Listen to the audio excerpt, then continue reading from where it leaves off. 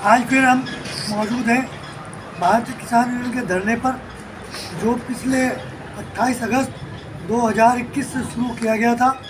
इसको अब अनकरीब ही 2 दिन के बाद 4 महीने पूरे होने वाले हैं और आज जानेंगे कि शुरू से लेकर अभी तक क्या कार्रवाई इसमें की गई है और अब आगे इनकी क्या रूपरेखा है। डॉक्टर शकील साहब, फानुस टीवी में आपका स्वागत है, खैर मकदम है। डॉक्टर साहब, आप ये बताएं कि आपने धरना किस वजह से दिया और कब दिया, इसकी शुरुआत कब से की गई थी और क्यों की गई थी? मैं आपको बता दूं कि मोहल्ला टोली आंशिक पठानपुरे की जल भराव की निकासी की मांग को लेकर मरहूम कारी नसीम मंगलोरी ने 2018 में नगर पालिका के बाहर एक दिवसीय धरना दिया था। उस समय नगर पालिका जो चेयरमैन चौधरी इस्लाम कांग्रेस के थे, उनका विदाई समारोह होना था। जिस दिन का विदाई समारोह होना था उसी दिन यहाँ धरना दिया गया था। उसके बाद भी कई बार धरने दिए गए, लेकिन नगर पालिका ने उस जल निकासी का कोई बंदोबस्त नहीं किया।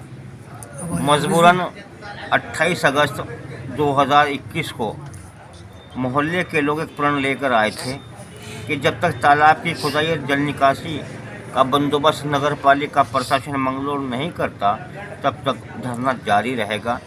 हालांकि शुरुआत में नगर पालिका प्रशासन व चेयरमैन ये सोच रहे थे कि 1-2 दिन में धरना समाप्त हो जाएगा, लेकिन लंबी जद्दोजहद होने के बावजूद भी धरना आज भी जारी है, जिसको अनकरीब ही 4 महीने होने को है।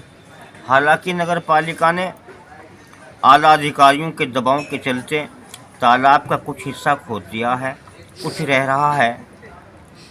जब तक वो मुकम्मल उसकी खुदाई नहीं हो पाती, तब तक ये धरना जारी रहेगा। डॉक्टर शकील साहब, आपने कहा यह धरना जारी रहेगा।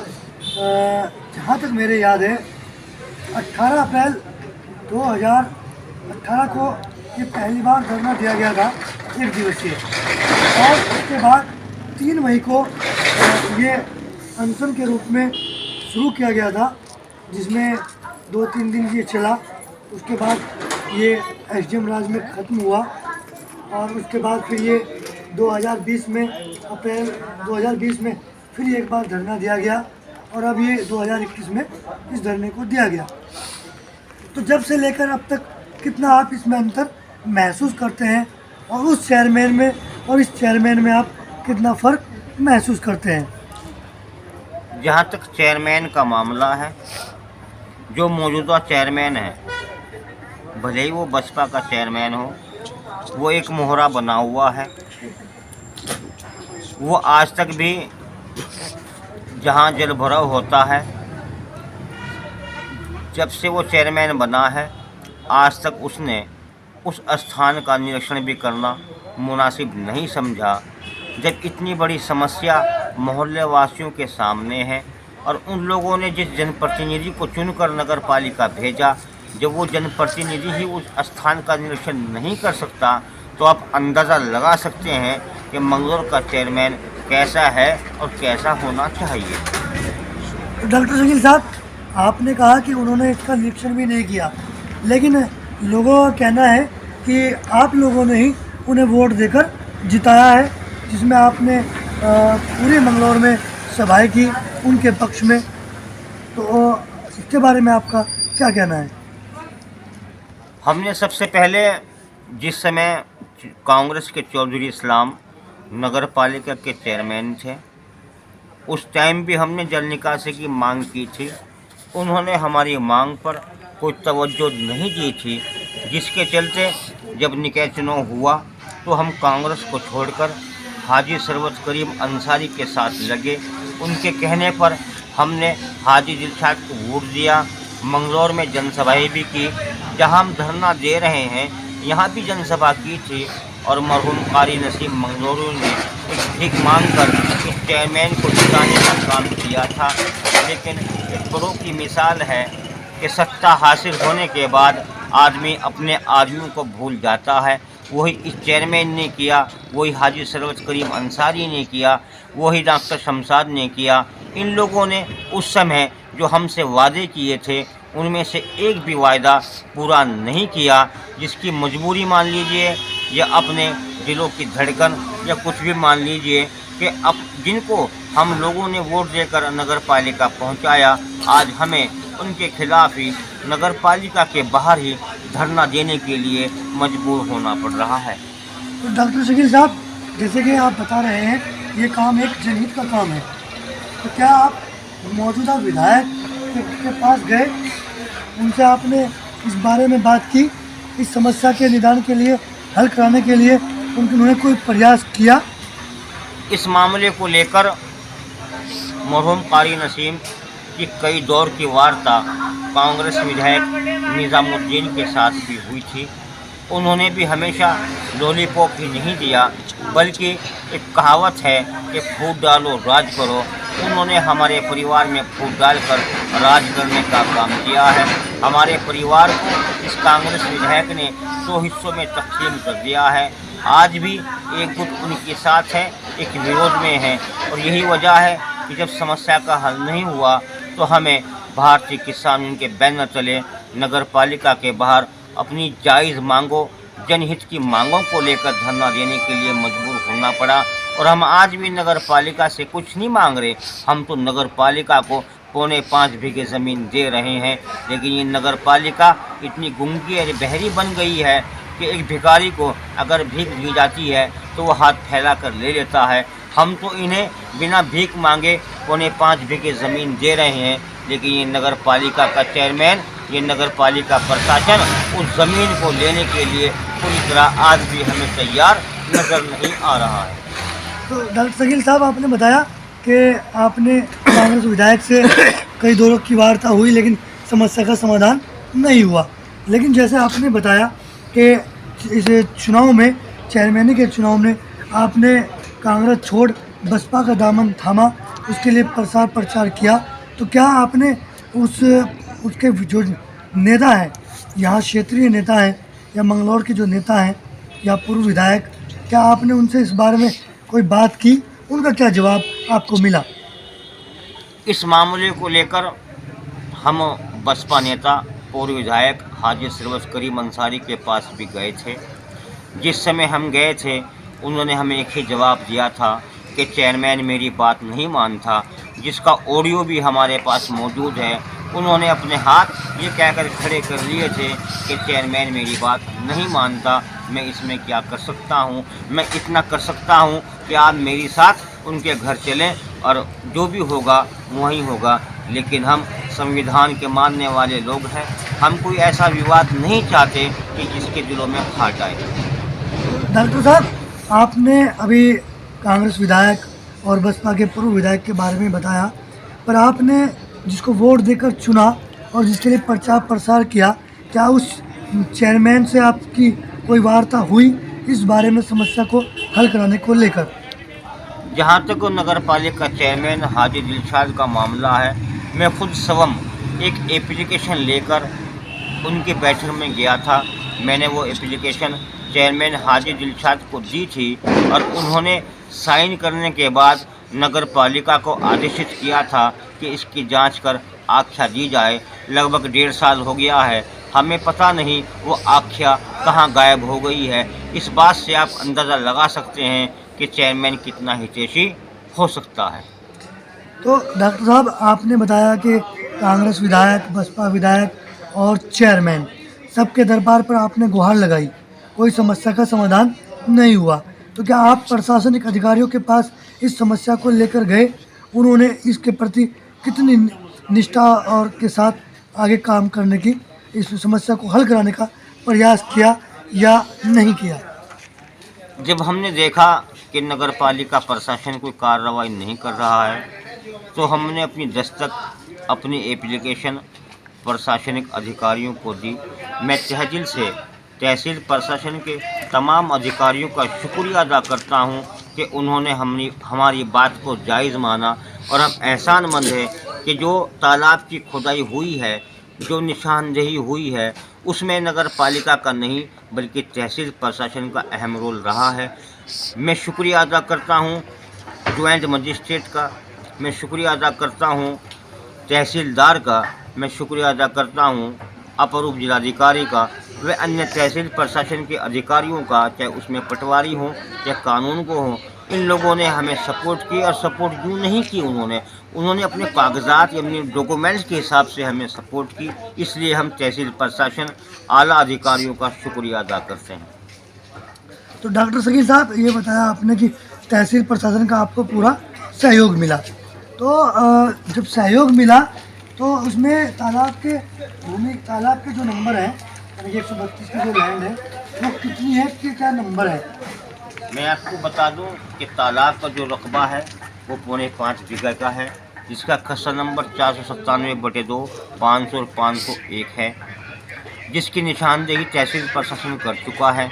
लेकिन ये नगर पालिका प्रशासन, ये नगर पालिका का चेयरमैन इतना भ्रष्ट, इतना बेईमान हो चुका है कि निशानदेही के बाद भी जहाँ तक तालाब की खुदाई नहीं हुई है, उस तालाब की खुदाई कराने के लिए हमें तैयार नज़र नहीं आ रहा है, जिससे अंदाज़ा लगाया जा सकता है कि तहसील प्रशासन जब निशानदेही कर ये कह चुका है कि यहाँ तक तालाब है, तो फिर ये नगर पालिका प्रशासन या नगर पालिका के चेयरमैन के पास ऐसी क्या मजबूरी है कि जहाँ निशानदेही हो गई है वहाँ की खुदाई क्यों नहीं करा पा रहा है। तो डॉक्टर शकील साहब, सुना है एक जो है प्रशासनिक आला अधिकारी के उसमें चेयरमैन प्रतिनिधि और नगर पालिका के एक प्रतिनिधि, प्रशासनिक प्रतिनिधि और भारतीय किसान यूनियन के नेताओं और धन्ना लोगों के बीच में एक वार्ता हुई, और वार्ता में चेयरमैन प्रतिनिधि के द्वारा ये कहा गया कि वहाँ निशानदेही नहीं की गई। तो उसके बारे में आप क्या कहेंगे कि निशानदेही पहले हुई थी या नहीं हुई थी, और जो खुंटादेही की गई थी वो तोड़ी गई, उसके खिलाफ कार्रवाई क्यों नहीं की गई? मैं आपको बता दूं, लगभग 1.5 महीना पहले तहसील प्रशासन खुंटादेही कर चुका था, लेकिन जो वहाँ के अतिक्रमणकारी हैं उनकी साठगांठ चेयरमैन और नगर पालिका प्रशासन से हुई है, और इन्हीं के इशारे पर उन अतिक्रमणकारियों ने वो खुंटादेही के जो निशान लगा दिए गए थे वो उखाड़ दिए थे। लेकिन ये नगर पालिका प्रशासन इतनी गूंगी और बहरी बन चुकी है कि जब तहसील प्रशासन के कर्मचारी खुंटादेही कर नगर पालिका को सौंप कर जा गए, इन्होंने आज तक कोई कार्रवाई उन लोगों के खिलाफ नहीं की है जिन्होंने वो खुंटे उखाड़े थे। जहाँ तक मामला वार्ता का है, ये गोपनीय मामला होता है। वार्ता में क्या हुआ क्या नहीं हुआ ये मैं टीवी के माध्यम से नहीं बता सकता, लेकिन अगर मेरी इस बात को ये चेयरमैन प्रतिनिधि सुन रहा हो जो उस वार्ता में मौजूद था, तो वो अंदाज़ा लगा सकता है कि वहाँ क्या बात हुई थी, क्या आदेशित किया गया था, और उस आदेशित के बाद ही वहाँ कोल्लम नगर पालिका को भरने के लिए, गाड़ने के लिए, निशानदेही करने के लिए मजबूर होना पड़ा था। लेकिन इसके बावजूद भी ये नगर पालिका प्रशासन उस तालाब के हिस्से को खुदवाने या अतिक्रमण हटाने के लिए कोई पहल करती नज़र नहीं आ रही है। डॉक्टर शकील साहब, सुना है कि आप लोग हाई कोर्ट का दरवाज़ा भी खटखटा चुके हैं, तो वहाँ क्या प्रक्रिया है? जहाँ तक हाई कोर्ट का मामला है, हाई कोर्ट में हम खाली एक तालाब के लिए नहीं बल्कि मंगलौर की जल निकासी, जल भराव की समस्या को देखते हुए मंगलौर के जितने भी 9 तालाब जो सरकारी अभिलेखों में दर्ज हैं, उन सभी तालाबों के मामले को लेकर हम हाई कोर्ट गए हुए हैं, और जल्द ही इंशाअल्लाह सुम्मा इंशाअल्लाह वहाँ से भी अंतिम समय चल रहा है, जल्द ही आदेश होने की उम्मीद है। उसके बाद इस नगर पालिका को इतना मजबूर कर दिया जाएगा कि मोहल्ला टोली का ही नहीं बल्कि मंगलौर के 8 अन्य तालाब को खोदने के लिए यही चेयरमैन प्रतिनिधि और यही नगर पालिका प्रशासन उन्हें कब्जा मुक्त कराने के लिए इनको पहल करनी पड़ेगी। डॉक्टर शकील साहब, जैसे आप बता रहे हैं और भी तालाबों का पानी की निकासी और जल भराव की समस्या को लेकर आप हाई कोर्ट का दरवाज़ा खटखटा चुके हैं, तो नगर पालिका अभिलेखों में क्या वो दर्ज है, और क्या नगर पालिका जानती है कि वो तालाब कहाँ है? तहसील के अभिलेखों में कस्बा मंगलौर के अंदर 9 तालाब दर्ज हैं। जहाँ तक नगर पालिका प्रशासन का मामला है, जो मोहल्लों टोली का तालाब जिसकी खुदाई की मांग को लेकर तकरीबन 4 महीने होने को है ये धरना दिया जा रहा है। ये तालाब भी नगर पालिका के अभिलेखों में दर्ज नहीं था। 2019 में इस नगर पालिका के लेखपाल ने जो रिपोर्ट सीएम पोर्ट पर डाली थी, उसमें उन्होंने साफ तौर पर लिखा था कि मोहल्ला टोली के अंदर नाइयों वाला कोई तालाब नहीं है, अभिलेखों में कोई दर्ज नहीं है। लेकिन अल्लाह का शुक्र है, सच्चाई की जीत होती है कि आज यही नगर पालिका उसको तालाब मानने के लिए मजबूर नहीं हुई, बल्कि एक बार नहीं 2 बार उसकी खुदाई का टेंडर भी मीडिया के द्वारा निकाल चुकी है। डॉक्टर शकील साहब, जैसे आपने बताया कि ये तालाब भी उनके यहाँ दर्ज नहीं था, तो क्या आपको लगता है कि और तालाब भी उनके यहाँ दर्ज होंगे या उन्हें इसकी जानकारी है? मेरा मानना है कि यहाँ नगर पालिका में अंधेरगर्दी चलती है। इन लोगों ने काला चश्मा ओढ़ रखा है। शायद मेरा अपना मानना है कि जो अभिलेख मंगलोर के तालाबों के हमारे पास हैं, शायद इतने अभिलेख इस नगर पालिका प्रशासन के पास भी नहीं होंगे। अब आगे की डॉक्टर साहब, आप लोगों की क्या रणनीति है? हमारा साफ कहना है, फिलहाल हमारा जो धरना है वो मोहल्ला टोली के तालाब को लेकर है। जब तक उस तालाब की मुकम्मल खुदाई नहीं होती, वहाँ सरकारी संपत्ति होने का बोर्ड नहीं लगता, तब तक ये धरना जारी रहेगा। अगर ये नगर पालिका प्रशासन और इस नगर पालिका के चेयरमैन या उसके प्रतिनिधि को ज़रा से भी शर्म हो, तो इन लोगों की जो जायज़ मांग है उनको मान लेना चाहिए, ताकि जल्द ही धरना समाप्त हो सके। मैं साफ तौर पर आखिर में फानूस टीवी के माध्यम से नगर पालिका प्रशासन हो या नगर पालिका चेयरमैन हो या उसका प्रतिनिधि हो या आला अधिकारी हो, मैं साफ तौर पर बता देना चाहता हूं कि जब तक वहां सरकारी संपत्ति का बोर्ड नहीं लगेगा, जब तक मुकम्मल खुदाई नहीं होगी, तब तक ये भारतीय किसान का धरना नगर पालिका के बाहर से उठने वाला नहीं है।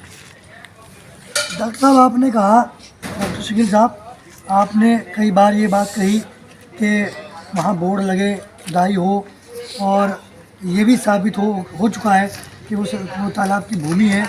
आप लोगों की मेहनत इसमें रंग लाई। तो अब आप कब्जा धारकों को क्या संदेश देना चाहते हैं? संदेश तो हम क्या देंगे, नगर पालिका और तहसील प्रशासन उन्हें संदेश दे चुका है कि जो अतिक्रमण है वो तालाब का हिस्सा है, इसलिए हमें कुछ कहने की ज़रूरत नहीं है, क्योंकि नगर पालिका प्रशासन की मौजूदगी में, इस नगर पालिका के चेयरमैन प्रतिनिधि डॉक्टर शमशाद की मौजूदगी में, प्रशासनिक टीम की मौजूदगी में पूरे तालाब के हिस्से पर खुंटादही हो चुकी है। जब खुंटादही हो चुकी है कि तालाब का हिस्सा कहां से कहां तक का है, तो मैं मानता हूं कि अतिक्रमणकारियों को हमारी चेतावनी देने से कुछ नहीं होता। वो खुद समझ गए होंगे कि उनका जो अतिक्रमण है वो तालाब पर है। इतना ही उनके लिए कहना मुनासिब है। डॉक्टर शकील साहब, आपने कहा कि उन तक मैसेज पहुंच चुका है जो पहुंचना चाहिए था, लेकिन सुना है, चर्चा का विषय बना हुआ है पूरे शहर में, पूरे कस्बे में, कि वो लोग आप लोगों से कह रहे हैं कि समझौता कर लीजिए, समझौता कर लीजिए। तो ये समझौते का क्या मामला है? देखो, अतिक्रमण में हमारा कोई हिस्सा नहीं है, और अतिक्रमण में हम क्या समझौता करें। अगर उनको समझौता करना है तो नगर पालिका से करें, तहसील प्रशासन से करें। हम कह का समझौता करें उनसे। हमारी तो मांग है कि जो तालाब का हिस्सा है उसमें चाहे हमारा अतिक्रमण हो या किसी और का हो, वो अतिक्रमण पूरा हटना चाहिए, और हमारी यही आखिरी मांग भी है। इसलिए इसमें समझौते की तो कोई गुंजाइश ही नहीं है।